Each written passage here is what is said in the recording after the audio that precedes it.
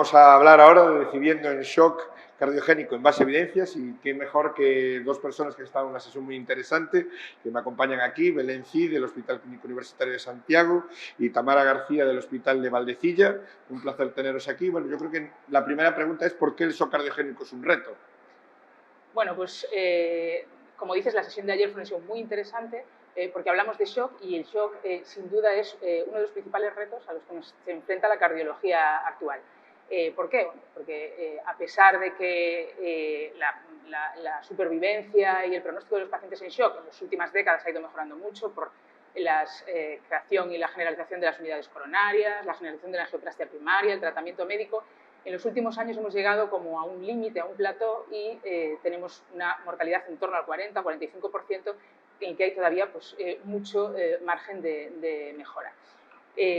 ¿Cómo podemos mejorar? Bueno, pues, además de atender al shock de forma específica, con redes de atención a esta patología, como ayer comentamos en uno de los casos que se presentó por el doctor Carlos Ferrera del Hospital Clínico de Madrid, la importancia de utilizar, o la importancia de tener en cuenta las asistencias ventriculares en este tipo de pacientes. Aunque la sesión se titula en base a evidencias, lo que sí es cierto es que no tenemos ensayos clínicos con las asistencias que nos pueden ayudar mucho, y todos los que estamos trabajando con pacientes críticos lo sabemos. Porque es muy difícil aleatorizar a estos pacientes. Se han puesto en marcha muchos estudios que han tenido que parar precozmente porque el reclutamiento era muy lento, y por eso las guías de práctica clínica pues, dan una indicación baja. Pero, como digo, sí que nos ayudan. Ayer quedó claro y patente, en este caso muy interesante, que luego os animo a ver, y también lo que debatimos, y yo creo que es fundamental, es saber qué asistencia colocar, cuándo, en qué momento hay que utilizarlas. Creo que es muy importante. Yo creo que Tamara ahí nos puede dar porque es un hospital que trabaja mucho el tema de las asistencias, y yo creo que bueno, es una visión muy interesante. Pues sí, como dice Belén, efectivamente, hoy en día tenemos ese extra que hace unos años no existía, de todos los dispositivos de soporte que están en el mercado, que son bastantes, pero tenemos que saber que no todos son iguales y que cada uno cumple una función diferente, y que no todos nuestros pacientes van a beneficiarse de todos esos dispositivos, porque depende mucho del momento de shock en el que nos encontremos, ¿no? También lo ideal sería que todos los centros pudiéramos tener en nuestras manos todos estos dispositivos, pero la realidad no es así, ¿no? Entonces sí que es verdad que, como Belén dice, hay que saber elegir el dispositivo adecuado, pero que a veces eso está condicionado por lo que tenemos nosotros a mano en nuestro hospital, ¿no? Pero si tuviéramos todos los dispositivos a mano, pues tenemos que saber las peculiaridades que tiene cada uno, ¿no? O sea, aquellos que asisten al ventrículo izquierdo únicamente, a los que asisten al ventrículo derecho, los que pueden asistir a las dos cavidades, y luego, bueno, pues saber un poco las diferencias que hay entre todos. Los hay con flujo pulsátil, como era el balón, y las hay de flujo continuo, que pueden ser dispositivos de soporte intracorpóreos o extracorpóreos, intracorpóreo como una Impella, extracorpóreo como una ECMO, y lo mismo para aquellos de ventrículo derecho, ¿no? Con flujo axial, flujo centrífugo. Entonces tenemos un montón de armamento ahora en nuestras manos, y bueno, y el reto es saber elegir cuál poner y en qué momento. Y otra idea que se habló en la sesión de ayer, y que todos yo creo que compartimos la sensación de que, como decía Ben, en los últimos años efectivamente hemos ido con todos los retos que hemos tenido, ¿no? El código infarto, etcétera. Primero teníamos el tiempo a la aguja, ¿no? Con la fibrinolisis, luego dimos otro paso muy importante con el tiempo al balón, a la angioplastia primaria, y ahora se empieza a hablar de tiempo al soporte, ¿no? Porque nos estamos dando cuenta que hay veces que, aunque abramos la arteria, si nuestro paciente no está soportado de forma precoz, no nos va a servir de nada tener la arteria abierta, ¿no? Entonces ahora la importancia que tiene el tiempo a soporte y el ir rápido a poner el dispositivo cuanto antes del dispositivo que el paciente necesita, ¿no? Efectivamente, entonces, ayer el caso clínico que nos presentaron pues fue un ejemplo de esto, ¿no? Como el haber utilizado un dispositivo a tiempo pues nos hubiera evitado muchas complicaciones en una patología. Eso es. Y bueno, y también quería un poco decir en esta línea que la última clasificación de la SCAI del shock... ¿Cuándo es el momento, no? Eso claro. Es. Yo creo que nos ayuda mucho, ¿no? Esta escala en 5 letras, que además es muy visual, ¿no? Saber que cuando el paciente no está en shock, pero puede estar en shock, tenemos que estar ojo a visor.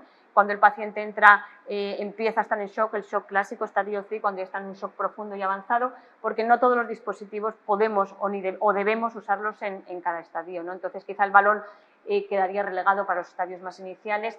El Impela coge un papel ya en estadios un poco más avanzados. Cuando hay un daño ya muy profundo, hay fallo del ventrículo derecho, a lo mejor esos ni siquiera son esos soportes, ¿no? Tenemos que ir a soportes un poco más completos, tipo EMO o algo así. Sí, yo totalmente de acuerdo. Y además es importante, como decías, Tamara, que cada vez estos pacientes son complejos, necesitan de un abordaje multidisciplinar, ¿no? Ayer estábamos ahí clínicos, expertos en críticos, en imagen, en intervencionistas. Tenemos que trabajar en conjunto y crear estas redes de atención al shock que nos permiten que este paciente pues, sea atendido, se reconozca lo más rápidamente posible la situación de shock y además podamos actuar rápido. El tiempo aquí es fundamental, ¿no? Antes de que ya entremos en ese círculo vicioso en el que ya es muy difícil sacar al paciente adelante y poder colocar la asistencia en el momento adecuado. Y por eso, pues bueno, creo que ahí, después de tener ya las redes de atención al infarto, pues parte que bien establecidas, esto nos puede servir de ejemplo y modelo, ¿no? para que trabajar estos pacientes, en redes de shock. Creo que eso va a ser fundamental para mejorar el pronóstico, es el siguiente paso, ¿no? Ayudados desde luego por toda la tecnología,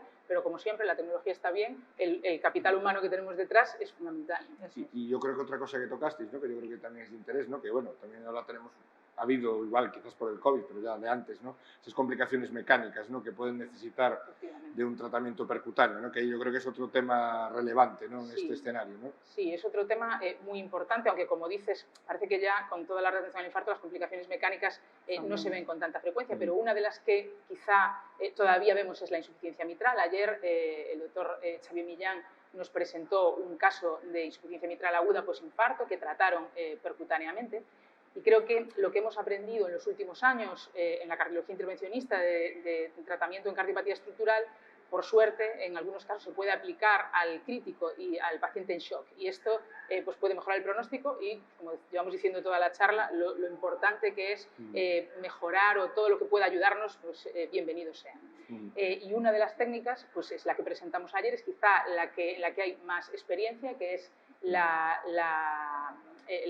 reparación borde a borde en la mitral.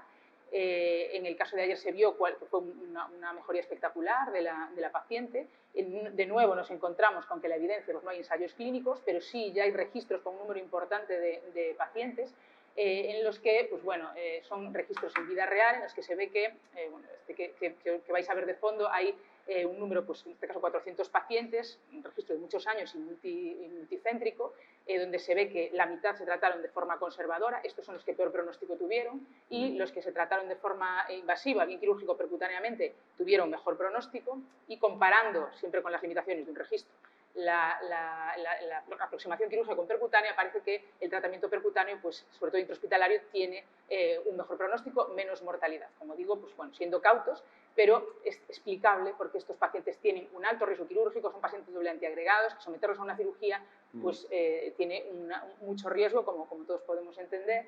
Y aquí la reparación percutánea pues tiene la ventaja de que es segura, se ha visto eficaz ya en el crónico y evita el bypass cardiopulmonar, evita la respuesta inflamatoria. Y una cosa importante que yo también quiero resaltar es que en este momento agudo pues nos sirve para salvar al paciente, sacarlo de esta situación, y esto no limita luego la alternativa quirúrgica. Se puede hacer en pacientes jóvenes que más adelante pues, puedan someterse a un tratamiento quirúrgico pues a lo mejor más permanente si es necesario, ¿no? Pero bueno, que creo que es una técnica que seguramente tengamos ensayos clínicos y que nos va a ayudar en este terreno, sin duda.